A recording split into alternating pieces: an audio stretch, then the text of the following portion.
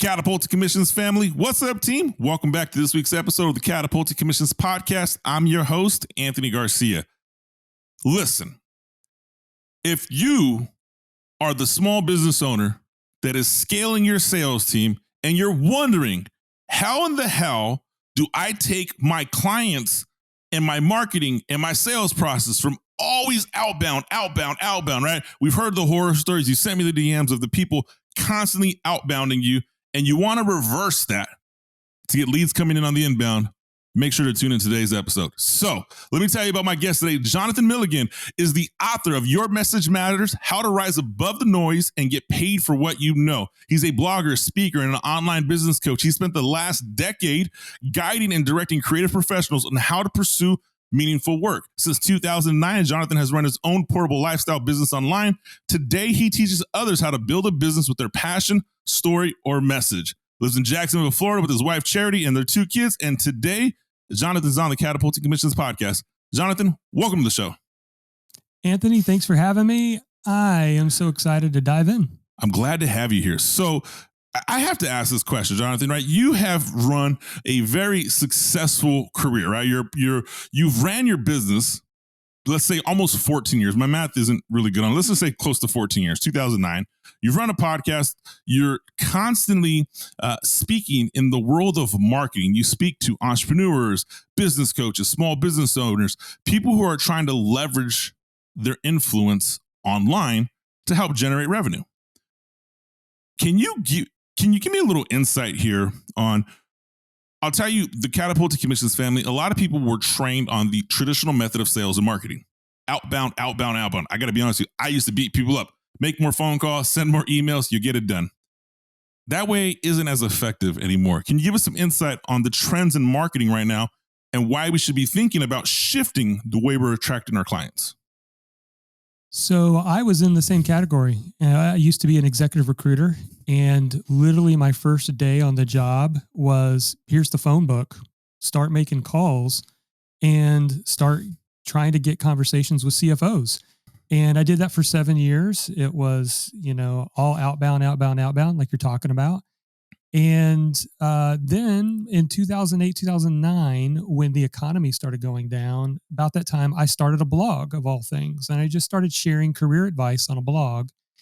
And suddenly I started getting like people reaching out to me. Like I remember the first time I got an email from somebody from Australia, do you offer coaching? And people started reaching out to me, and I'm like, man, if I'm just publishing an article or 2 a week, giving this free advice, and this could be a thing. And that was the very, very beginning of looking at how could I take my knowledge, which at the time was career transition for accounting professionals, and share that online, which it started with a blog, then moved on to marketing and talking about podcasting.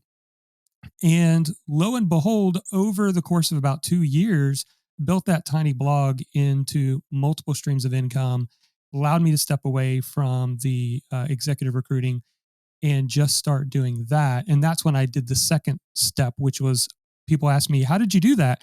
How did you take all this pull marketing, right? Where people are inbound, they're coming to you because they're consuming your content, and turn them into customers. And that's what I've been passionate about. It's more in alignment with me. And I think more and more people, that's where they begin their journey. What are they doing at the beginning of a problem? They're searching Google, they're going to YouTube, they're finding content to help them with their problem. And if you can position yourself there, you become the expert that they want to go further with in your paid offerings.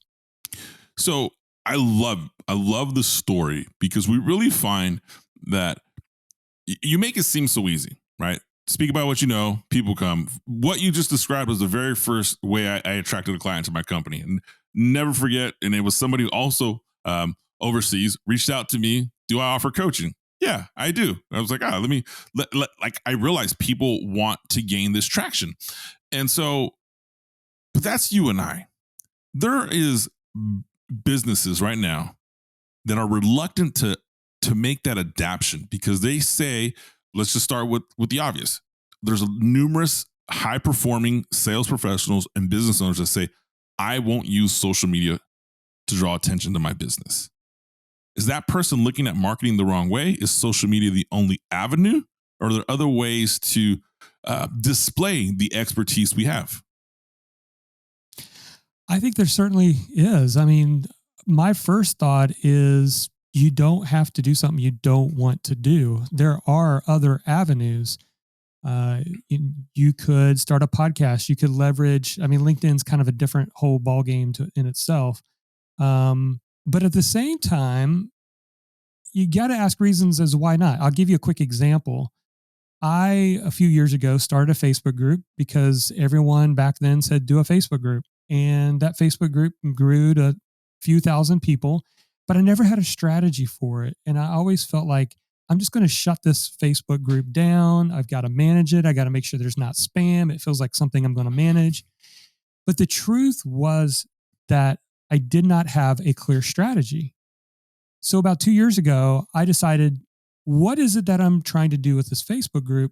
Developed a strategy. And now people literally go from seeing a Facebook ad to get a PDF download to joining our Facebook group. I have an appointment setter, who is messaging them, welcome them to the group, starting a conversation. They get on a phone call, and then they move on to the second call, and we close them on high ticket sale. Now I actually have a strategy for why I'm doing the Facebook group. Because I'll be honest, I'm not a big social media person either. But if I have a clear strategy that makes sense for my business, then for me, now my Facebook group has become the most valuable thing to me. And I was a guy who's like, I don't see the purpose in a Facebook group. So that's just an example. No, I think that makes total sense. And I resonate with what you're saying in starting the Facebook group and not knowing what to do with it. If you're in the early adapters in the Catapulting Commissions group, you know that. So I understand that. So you created a frame, you created the process to drive and generate revenue from your expertise. Now, the expertise you have, who do you speak to? Because I often get people who will say, hey, I'm an accountant, for example. I have a successful accounting firm. I'm an expertise in accounting. Nobody cares about their accountant except for April 15th. Right. And so you look at it and you're like, okay, is there some truth in that? Could somebody in a different industry utilize their expertise to drive revenue or gain clients year round, provided they have a process? And if so, can you give us some examples? I mean, or we can even dive deeper in the example you have for your own business. Right. So this is where it becomes important that you discover what's the real problem you're trying to solve. And using the accounting example, it's obvious. Tax time is an obvious problem that people are trying to solve. But what are the other problems that you potentially are trying to solve if you're an accountant? For example, a lot of businesses struggle with budgeting or getting in control of their money. And for my CPA, she introduced me to Profit First, and she's a Profit First certified professional. It's from the book Profit First, and it revolutionized my business.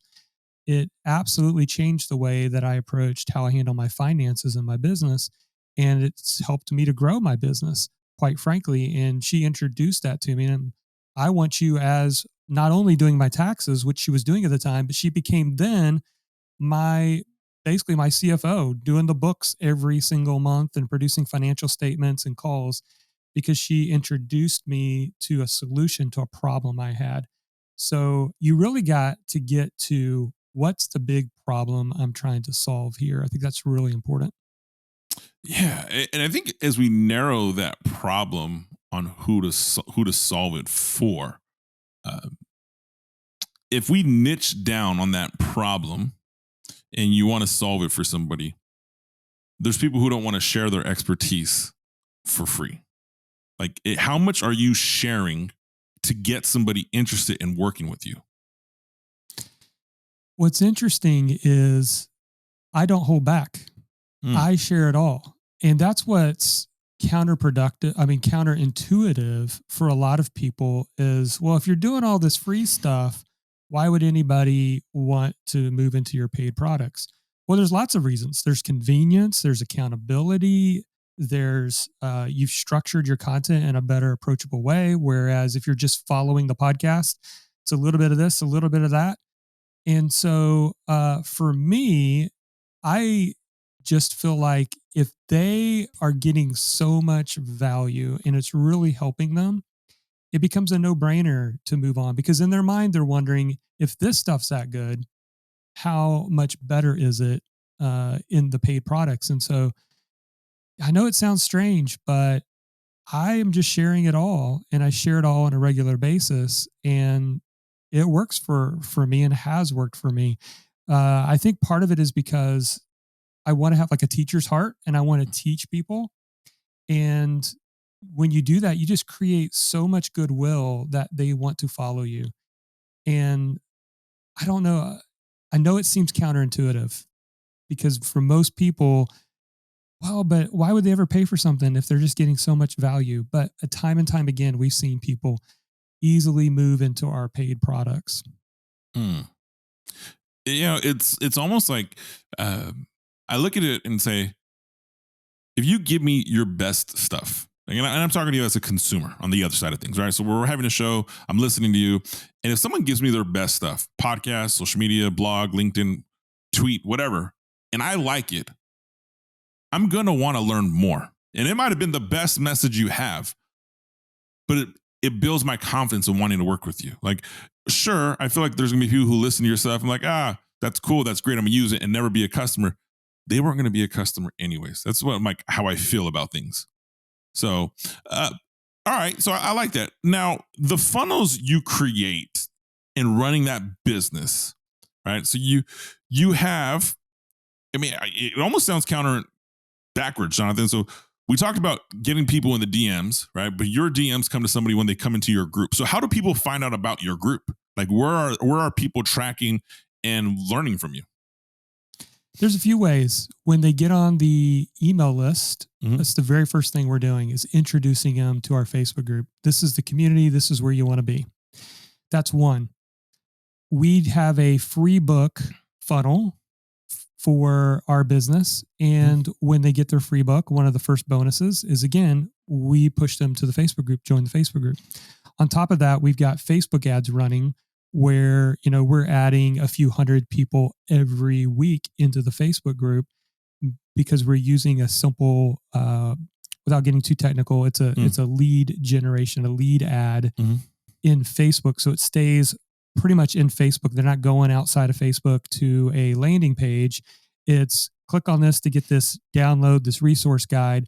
And then the very next thing that pops up for them on their phone is join the group, get access to this course. And that's how people are getting in.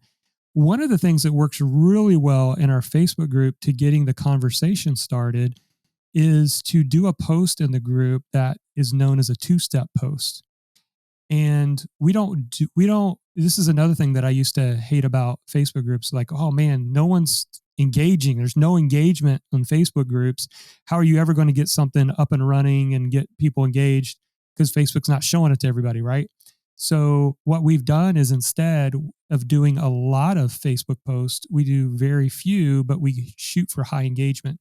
So for example, I said in a post, how would you like to get access to a video I recorded on how I actually got my book deal and wrote my book proposal, everything.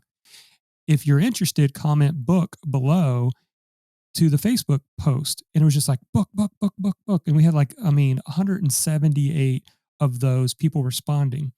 Then that goes to Messenger. Now we're having a Messenger conversation with my setters doing this, where, hey, I saw that you commented book on the post. Are you still interested in that? Yes. So without going too far into detail, the conversations, well, are you looking to write a book? Interesting. Tell me more about that. Hey, how about we hop on a call and talk about your book idea? Hop on the call, talk about the book idea. Hey, Jonathan in his program teaches you how to write the book and actually create a book funnel. Would you be interested in learning more about that? Yes. So that's where we kept it very focused on the prospect, and we moved them through the process to have that conversation. Hope that No, I love it. I mean, you're nurturing the relationship from the moment someone comes into you, which too many times sales professionals and business owners develop a social media strategy that's based on selling. Like, yeah, right. Let's not hide the right. The little secret: your business owners that you see on social media that are posting stuff, their job with their posts is to drive and generate traffic to their website, their service, their offering, whatever the direction it is. Too many times we find people who just want to sell more on social media. And it's just like, quit fucking selling. Like, let's give some value. Let's build a relationship. Let's talk with some people. So I like how you spin that and you say, talk to me about your book idea. Speaking of book ideas, let's talk about your book idea. Your Message Matters: How to Rise Above the Noise and Get Paid for What You Know. What's the premise behind bringing this up to life? So this book there's kind of two motivations here. The main motivation I kept running into is that people in my world, I work with a lot of writers, speakers, coaches, people who have a message they want to share. And the number one hang up is they don't believe their message matters. Even though they want to help people, they wonder, do I have any value to share? Will people pay me for my advice? It's all those gremlins that are going on in the thoughts. And so part one of the book is helping an individual realize and recognize that their message absolutely matters, giving them stories, examples, and there's even some assessments and tests to help them really hone in on what their superpower is, what their strength is. Then the second half of the book is all the content marketing that we've been talking about. How do you create that pull marketing where you have people coming to you to purchase products, to join your programs, to whatever it is that you're selling, almost on autopilot once you set up the system? And so that's the part that's the marketing side. So it's a little bit self-development, helping you really understand that your message matters. And then it's giving you the practical tools for building that business around your message. So I love it. How do I don't know if this is going to open up a can of worms here, but how do I find out what my message is? I mean, I got to be honest with you. There's someone listening right now saying, I don't have a message, Jonathan. I'm boring. I run a small business. I have a small firm. I have a small agency. No one cares about what I do. How do we address that person? So something I call the 3 Ps. This is about igniting your message. So if you think about, you need to start a fire, you need oxygen, you need heat, you need fuel. So the same thing applies, these 3 Ps. First of all is purpose. Now, the way that I define purpose is it's actually how you show up best for others. And this is something that most of us don't see. A friend of mine says, what's ordinary to you is magic to others. Some people have a way of instantly connecting with people, but they don't know that. No one's ever told them. Others have the ability to be very practical and break things down. Other people are very empathetic. So understanding your purpose and how you show up best for others is a game changer. This was true for me back when I was doing executive recruiting, because my style is very laid back. I'm an introvert. And so for me to be like an executive recruiting sales, I had to figure out my own way of selling that matched me and not what somebody told me I had to become. So your purpose really does matter, because that's something that never changes. The second P is people. So who are you actually helping? You can't help everybody. You got to get specific. That's so important. And then the last P is passion. And the way that I define passion, what problem are you passionate about solving for the next 2 to 5 years? Just start there. I'm not doing the CPA accounting career coaching anymore, because I was energized and jazzed about helping people with marketing. And I eventually sunsetted that position, that business, because I wanted to go all in with this. I just wasn't passionate about it anymore. Looking back, I probably should have sold it, but I just made the transition away from that. So once you get those 3 things together, how you show up best, the people you're specifically trying to help, and the problem that you're passionate about solving that they have, that's when you have a powerful message. If you're missing any one of those, it's tough. It's difficult, but you got to have all 3. The third component in that, about having that passion for what you solve, I think too many times we think something's going to be passionate. We think we're going to want to do something. And I, even in my own business right now, like the amount of one-on-one clients that I have is very small and few, and it's a premium because I quickly learned in my business, do I want to spend 10 hours a day on Zoom calls for 5 days a week to make a living to provide for my family? And the answer was no. Two parts. One, by the certain person of the day or the week, they weren't getting me at 100%, was reflective of my work. And number two, it didn't align with what I was passionate about. I thought when I started my business, oh man, I'm going to create a 7-figure coaching company and this is going to be awesome. And as I was in it, I'm like, yeah, we're going to definitely pivot. We're going to go from coaching to consulting because consulting is my high ticket offering. Consulting is retainer. Consulting is problem solving, which lies within my passion. But I use that in my own world, but I hear that numerous times when people say, I want to do something. And I love how you said it, right? If you don't want to be helping people solve that problem the next 2 to 5 years, it's going to burn out. Absolutely. And I think it's important, like you just said, to structure it the way that matches what you want. It's super important because we often don't think about, well, what would it look like in my day to day if I was really successful with this idea? And would I be happy with that? Right. So if you're like a coach and man, it would be awesome if I got to coach full time so I could leave my dead end job. But do you want to, like you said, do you want to be on 7 Zoom calls a day, 5 days a week? And the answer is probably no. I mean, some people it's yes, because that's just their jam. That's what they love. But you really got to think about that. And it's important. Something that really helped me was to create an acronym for what I wanted.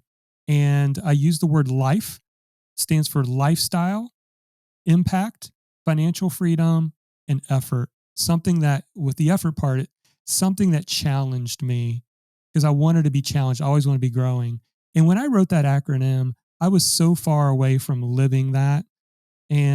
But it helped guide me. It gave me the opportunity filter as I began building my business to make sure that I was actually building the business I wanted. We have lots of options, and you got to choose the option that fits what you want. Very important. I love how you shared that with you because when you say pick the option of what you want, I look at it in the aspect of there's too many entrepreneurs, and now we're going to just pivot and talk to you, the salespreneur, that have entrepreneuritis, right? Shiny object everywhere. I want to do something. I want to do something. I want to do something. And if they get this such a diluted focus, they get diluted results. So if I'm trying to do everything at once, I do nothing well. I make zero money. And I'm like, oh, I failed as an entrepreneur. No, you just lack focus. And so to hear you reframe that and say it in a different alignment or a different manner is comforting. So Catapulting Commissions family, I may or may not know what I'm talking about. Thank you for listening to the show. Jonathan Milligan's on here. He is on the show today. The book, Your Message Matters. Do me a favor. You go to the show notes, get connected with the links, learn more about Jonathan. So, Jonathan, we have a few minutes here left as we wrap up. In building your business and growing, kudos. You started this in 2009. Fun fact, in 2009, there wasn't as many people doing what you're doing.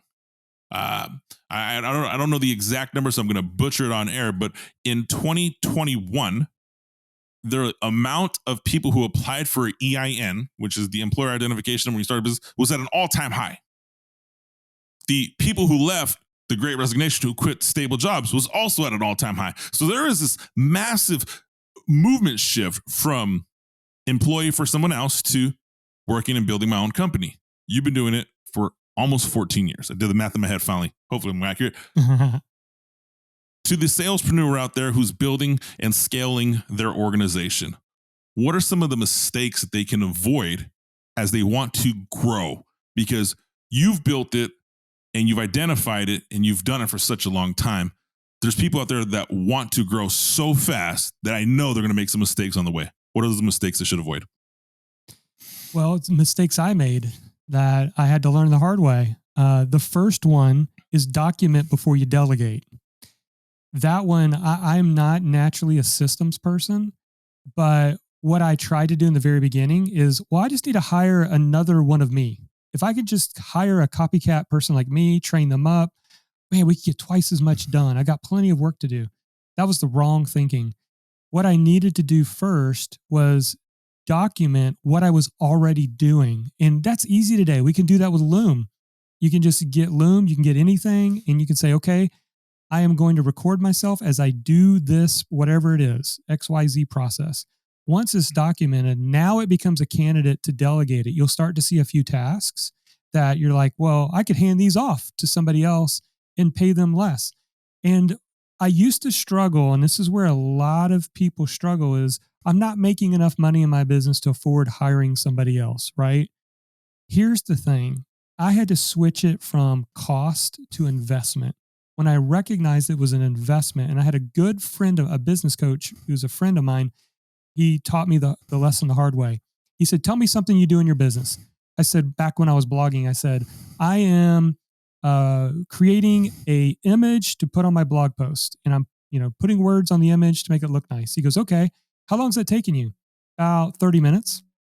How much is your time worth? I just threw a number out there. I don't know, $200 an hour. He goes, okay, so would you pay a graphic designer $100 for one single image on a blog post? I was like, absolutely not. He said, you're already doing it. And that's when I recognized that my time was valuable.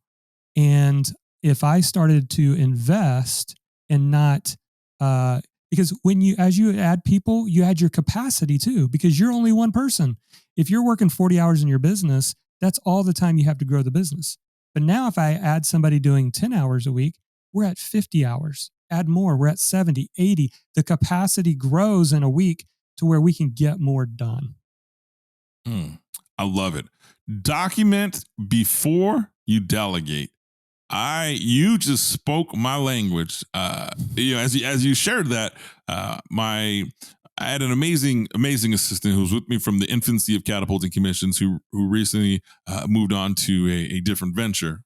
But as she left, I was literally, you're going to Loom everything, because that was how I trained her, and then she just got better and added her own spins on things. Like, you're going to Loom everything, put all these videos in a Dropbox, and just put it as my LMS system for the next person that comes and works. So I love how you said that there's too many sales professionals and sales managers, specifically if you're a sales manager, who try to do everything. You just can't. You have to delegate, but in order to do that, document the process and journey first. I think that's great insight, Jonathan. You definitely helped shorten the learning curve there. Jonathan, what's the thing you're most excited about in the next 12 months before we wrap up today's show? So we are, within a few weeks, we have our 2-day live event happening. It's called Your Message Matters Live, and we've got in-person and virtual people coming. We do it once a year, and we are planning it. It's so much fun being back in person with people. And so that's what our team is really excited about, is rolling up our sleeves, working with people in person. That's the thing I'm most excited about. Your Message Matters Live. Catapulting Commissions family, be sure to go check that out. Jonathan, how does the Catapulting Commissions family get a hold of you? How do they learn more about you? What's the social media handles, websites, all that fun stuff? Yeah, so the book, if you want to learn more about that, yourmessagemattersbook.com. Marketyourmessage.com is our main website. Best place to find me would be on Twitter. The handle is at John, Jon Milligan, Milligan. Awesome. Catapulting Commissions family, if you're listening to the audio, click the show notes. You'll get those links and everything else we discussed on today's episode. Jonathan, thank you for your time and joining the Catapulting Commissions show. We wish you nothing but abundant success in the near future. Catapulting Commissions family, you know what to do. Like, subscribe, comment, and I will see you next week.